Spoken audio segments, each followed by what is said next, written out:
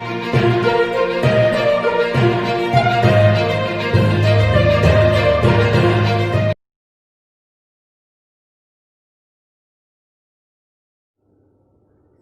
Student, class 6 subject science. Science का हमारा 4th chapter चालू था, डिजास्टर मैनेजमेंट। डिजास्टर मैनेजमेंट का ये सेकंड पार्ट। फर्स्ट पार्ट में हमने जो नेचुरल डिजास्टर है उनकी जानकारी दी थी और उनके इफेक्ट क्या होते हैं मैनकाइंड पे, वो भी देखा था। आज का हमारा पॉइंट है रेडिमर्स एंड प्रिवेंटिव मेजर। तो उसकी जो भी हमें डिजास्टर हो रहा है तो उसकी प्रिवेंशन हम कैसे ले सकते हैं, उनकी जानकारी हम कैसे ले सकते हैं। Let us see what is the precaution we can take before or in event or of a natural or mankind disaster. जो यहाँ पे नेचुरल और मैन की वजह से जो डिजास्टर होती है उनका प्रिकॉशन हम क्या ले सकते हैं या उनके आने से पहले उनका मैनेजमेंट हम कैसे कर सकते हैं। फर्स्ट यहाँ पे पॉइंट दिया है keep watching TV and radio news in bulletins. तो जो भी आपके टीवी पे या न्यूज़पेपर पे, रेडियो पे जो भी आपको इंफॉर्मेशन मिल सकते हैं तो उसके लिए आपको टीवी और न्यूज़पेपर पढ़ने चाहिए, रेडियो सुनना चाहिए आपको इसके लिए। फिर सेकंड पॉइंट दिया है use battery operate radios and mobile. तो मोबाइल आपको जो बैटरी है उनको हमेशा मोबाइल की बैटरी और रेडियो की बैटरी हमेशा चार्ज रखनी चाहिए, क्योंकि कुछ भी अगर कोई नई चीज आपको पता हो रही हो तो आपको जल्दी से पता चले। थर्ड दिया है heeds the warning issue by meteorological department carefully. तो आपको जो एक मेट्रोलॉजिकल डिपार्टमेंट होता है उसको जो भी वो उनको आपको वार्निंग दे रहे हैं तो उनको अच्छे से सुनना चाहिए, उसको फॉलो करना चाहिए। फोर्थ दिया है यूज वेबसाइट www.ind.government.in। तो ये जो मेट्रोलॉजिकल डिपार्टमेंट है उसकी ये वेबसाइट है, उसको आपको यूज करना चाहिए। फिर फिफ्थ दिया है landslide occur in hilly area due to the cloud dust और the heavy rains on such occasion do not take shelters at the foot of hill. तो आपको क्या है कि जो लैंडस्लाइड होते हैं वो ज्यादातर हिली एरिया में होते हैं, तो जब भी ऐसे क्लाउडी और हेवी रेन होती है तो वो जो हेली है वो टूट के गिर जाते हैं, लैंडस्लाइड हो जाता है। तो इसलिए आपको क्या करना चाहिए, अगर आप वैसे जगह पे अगर रहने जा रहे हैं तो उसको जो आपका जो शेल्टर होगा, निवार होगा, आपको हेली साइड पे नहीं करना चाहिए, क्योंकि जो लैंडस्लाइड से बहुत ज्यादा नुकसान होता है। During fluids do not injures the house or area in a water bank.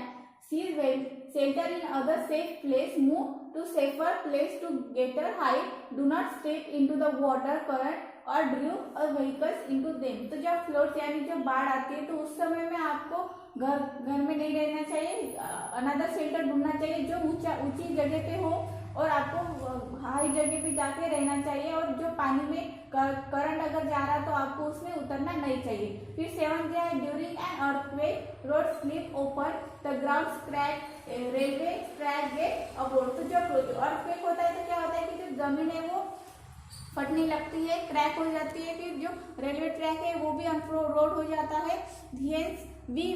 When moving from the such place, अगर उस प्लेस में से अगर हम जा रहे हो तो आपको वो ध्यान में रखना है, सेफ्टी लेनी है आपको। फिर एक दिया है take shelter in relief camps as they provide medicine food packets drinking water and first aid this. तो आपको जब ऐसे कोई डिजास्टर हो जाए तो जो कैंप होते हैं रिलीफ कैंप, उसमें आपको जाना चाहिए। उसमें आपको क्या मिलता है, मेडिसिन मिलती है, फूड खाने के लिए खाना मिलता है, वाटर मिलता है, एंड वो क्या करते हैं आपको फर्स्ट एड करते हैं, यानी अगर आपको कुछ लगी हो तो वो जो डॉक्टर से आने से पहले जो हम करते हैं फर्स्ट एड वो आपको कर देता है। फिर 9th पॉइंट है यहाँ पे to get protection from fire. Fire से प्रोटेक्शन लेने के लिए हमें क्या करना चाहिए, यूज फायर एक्सटिंग्विशर। आपको फायर एक्सटिंग्विशर जैसे यहाँ पे आपको पिक्चर दिया है वो यूज करना है in public place like school hospital railway station. तो आपको यहाँ पे जो स्कूल है, हॉस्पिटल है, रेलवे, उसमें आपको हमेशा फायर एक्सटिंग्विशर दिखाई देता है, तो वो सब यूज करते हैं, तो आपको भी ऐसे यूज करना चाहिए।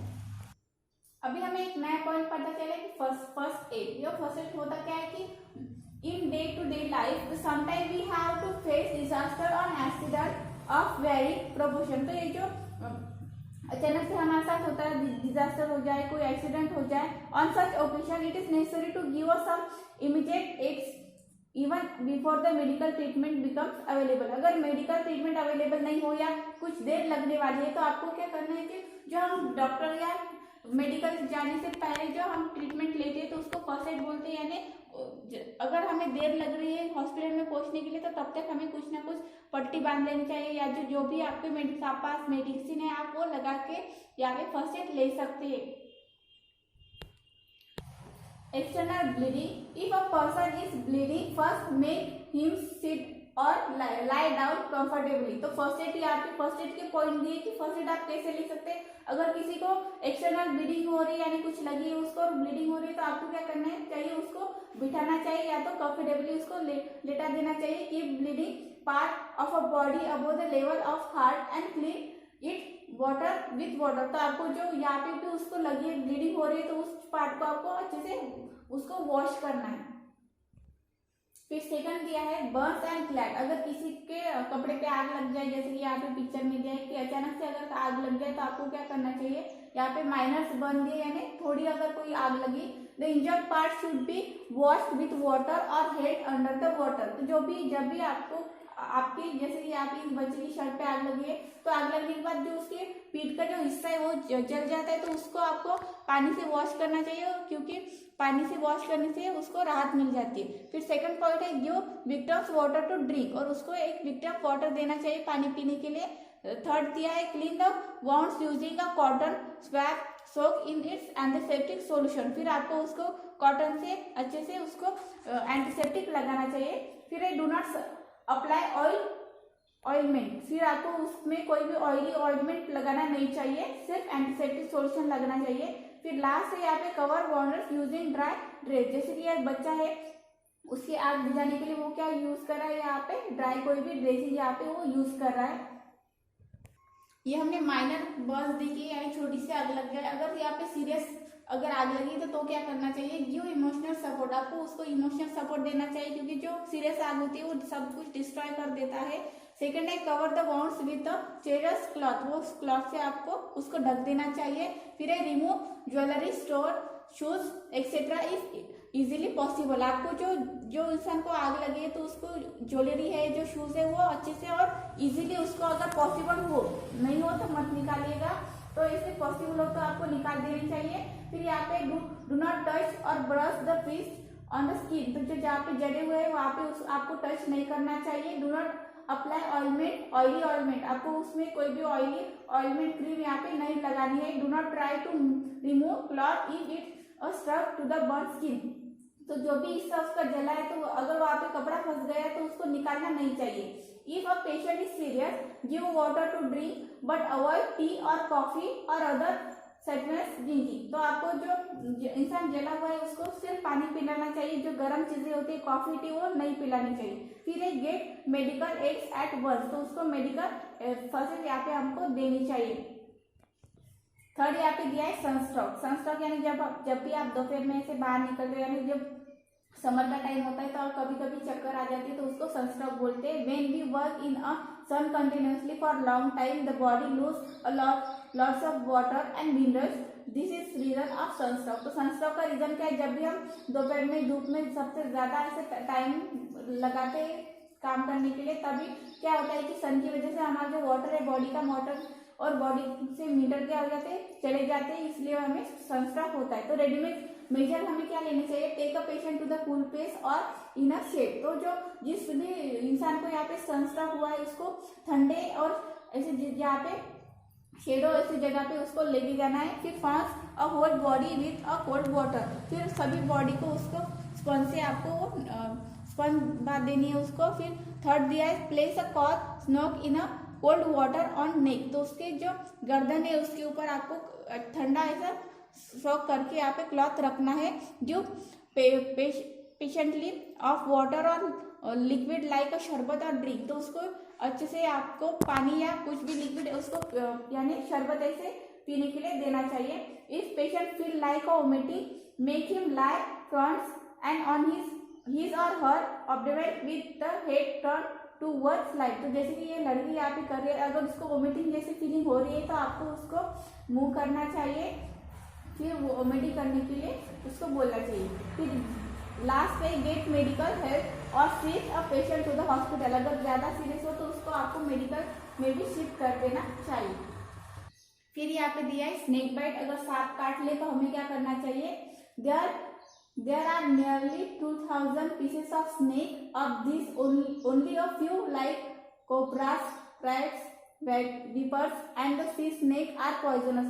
तो लेकिन उनमें से कुछ ही ऐसे हैं कि जो पॉइजनस होते हैं, उनके काटने की वजह से इंसान मर सकता है। Therefore all snake bite are not fatals, तो कुछ सभी ऐसे जहरीले होते हैं, ऐसे जरूरी नहीं है। However fear cause several psychological shock which can result a death, तो जो है इंसान एक सांप के काटने से डर की वजह से कुछ लोग ऐसे मर जाते हैं। If you can across a snake contact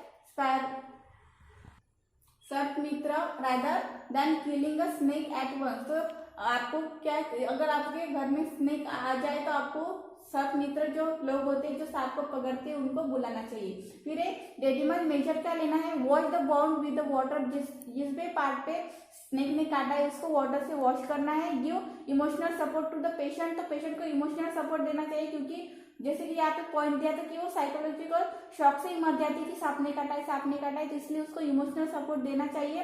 फिर नेक्स्ट है tight the cot tightly about the bound, जैसे कि यहाँ पे आपको पिक्चर में दिखाई दिया है, तो वैसे आपको जो यहाँ पे अगर काटा है तो उसके थोड़े ऊपर आपको पट्टी बांध देनी चाहिए कि जो जहर है अगर वो सांप जहरीला होगा तो वो जहर ऊपर ना जाए। फिर है गेट इमीडिएट मेडिकल हेल्प, तो जल्दी से उसको हॉस्पिटल में लेके जाना चाहिए। फिर लास्ट है यहाँ पे डॉग बाइट, अगर हमें किसी डॉग ने काट लिया तो हमें क्या करना चाहिए।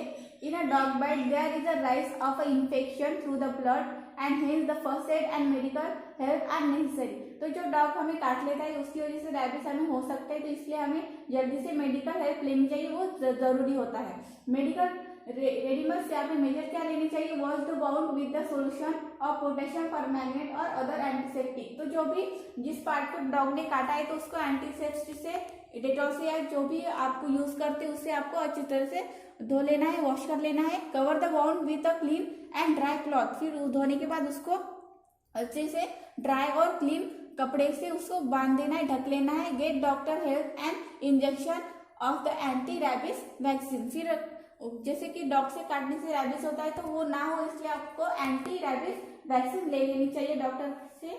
फिर यहाँ पे है कि व्हाट वी लर्न, ये जो हमने चैप्टर देखा है डिजास्टर, तो उससे आपको क्या सीख मिलती है। फर्स्ट है sudden calamities known as a disaster, जो अचानक से कुछ हमारे साथ घटना हो जाती है उसको क्या बोलते हैं, डिजास्टर।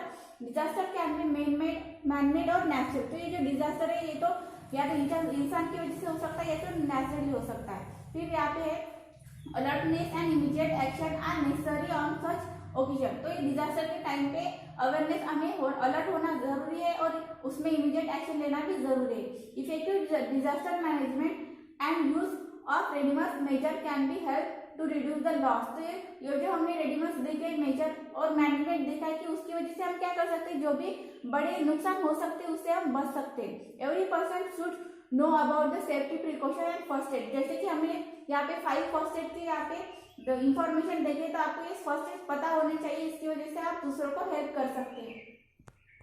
ये जो हमारा 4th चैप्टर है अभी कंप्लीट हो गया है, तो चलिए हम एक्सरसाइज देखते हैं। एक्सरसाइज का फर्स्ट क्वेश्चन है what are the emergency contact number of the following, तो जैसे कि हमने जब पार्ट पढ़ रहे थे तो हमें कॉन्टैक्ट नंबर भी देते, पेज नंबर 28 पे आपको उसके आंसर मिल जाएगी। फर्स्ट है पुलिस कंट्रोल रूम का आपको यहाँ पे लिखना है, फिर है फायर ब्रिगेड एम्बुलेंस का और national level signal emergency number for disaster relief, तो ये आपको यहाँ पे सिर्फ इमरजेंसी नंबर लिखने उनके। फिर सेकंड दिया है what is first aid will you provide in the following situation, तो आपको सिचुएशन दिए तो आप कौन सा फर्स्ट एड यहाँ पे इस्तेमाल करोगे। आज ही हमने पढ़े हैं फर्स्ट एड के, डॉग बाइट करे तो आपको क्या करना चाहिए, फिर स्ट्रैकर्स ब्लीडिंग, अगर अचानक किसी को ब्लीडिंग हो तो वो क्या करना चाहिए, बर्न्स क्लैट्स, और यहाँ पे ली है स्नेक बाइट और ई है यहाँ पे स्नो स्ट्रोक, तो ये पांचों के पांचों हमने आज ही पढ़े, तो वो यहाँ पे आपको आप लिख सकते हो उसके सिचुएशन में आप क्या करोगे। फिर क्वेश्चन 3 है right the causes of following, तो जैसे कि हमने फर्स्ट पार्ट में देखा था कि जो नेचुरल डिजास्टर होते हैं उसके कॉजेस क्या होते हैं, तो वो आपको यहाँ पे लिखने। फर्स्ट है फ्लूइड यानी बाढ़ किसकी वजह से आती है वो आपको लिखना है। फिर बी है फॉरेस्ट फायर कैसे लगती है उसके रीजन यहाँ पे लिखने हैं। सी दिया है लैंडस्लाइड ब्लीडिंग कैबल सी क्यों होता है। फिर है डी दिया है स्ट्रॉम यानी जो आंधी तूफान इससे आते हैं तो उसका रीजन क्या होता है। फिर ई दिया है अर्थक्वेक, इनके आपको कॉजेस लिखने के वो क्यों होते हैं। फिर 4th क्वेश्चन है आंसर द फॉलोइंग क्वेश्चन। ए दिया है what is mean by disaster, जैसे कि यहाँ पे व्हाट डू यू मीन के बॉक्स में लिखा है कि डिजास्टर क्या होता है, एक सडन एलिमेंट होता है कि जिसकी वजह से इंसान को यहाँ पे हानि पहुंचती है। फिर बी दिया है what are the type of disaster, disaster के टाइप लिखने हैं। सी में आपको लिखना है what is mean by disaster management, तो डिजास्टर मैनेजमेंट की डेफिनेशन आपको यहाँ पे लिखनी है। फिर डी दिया है which are the main component of disaster management, तो डिजास्टर जो मैनेजमेंट है उसके मेन कंपोनेंट क्या है, ये आपको इसमें लिखना है। Find out about the work of Sarvamitra, जो सर्वमित्र है वो इंसान क्या करते हैं उनके बारे में आपको उसकी इंफॉर्मेशन यहाँ पे लिखने है। फिफ्थ क्वेश्चन में 6th क्वेश्चन है find out first aid kits box contain, तो जो फर्स्ट एड किट बॉक्स होता है तो उसमें क्या क्या होता है वो आपको लिखना है, जैसे कि डेटॉल होता है, पट्टी होती है, फिर कोई ऑइंटमेंट होता है, तो उनकी यहाँ पे आपको लिस्ट लिखनी है। फिर 7 दिया है suggest the readymade measure for detail with the natural and manmade design, तो नेचुरल एंड मैनमेड डिजाइन की वजह से यहाँ पे क्या क्या रेडीमेड्स आप ले सकते हैं तो ये आपको लिखने हैं। जैसे कि फायर उसके रेडीमेड आप रेडीमेड क्या लीजिए, जैसे कि आप हमने अभी देखा था। फिर है बिल्डिंग कैप्चर, फिर है रोड एक्सीडेंट, तो आप उसमें आप क्या कर सकते हो कि वो सब टल जाए। रिलीफ मिलने के लिए इस सिचुएशन में आप क्या करोगे ये आपको इस बॉक्स में लिखना है। जैसे फूड यानी जो बाढ़ आती है तो तब आप लोगों को कैसे मदद कर सकते हो या खुद को आप कैसे मदद कर सकते हो। फिर है वॉर, फिर बॉम्ब एक्सपोजर अगर हो जाए तो ये सभी क्या है मैनमेड डिजास्टर है, तो उनकी आपको रेडीमेड लिखने। फिर है डिजास्टर जो नेचुरली होते हैं, अर्थक्वेक हो गए, जहाँ पे जलवायु हो गया, स्टॉर्म, फिर सुनामी, फ्लड्स एंड लैंडस्लाइड अगर हो जाए तो आप उसमें क्या वो होने के बाद आप रिलीफ होने के लिए क्या करोगे वो इस बॉक्स में आपको लिखना है। ये जो एक्सरसाइज है ये आपको सॉल्व करनी है। Okay, thank you.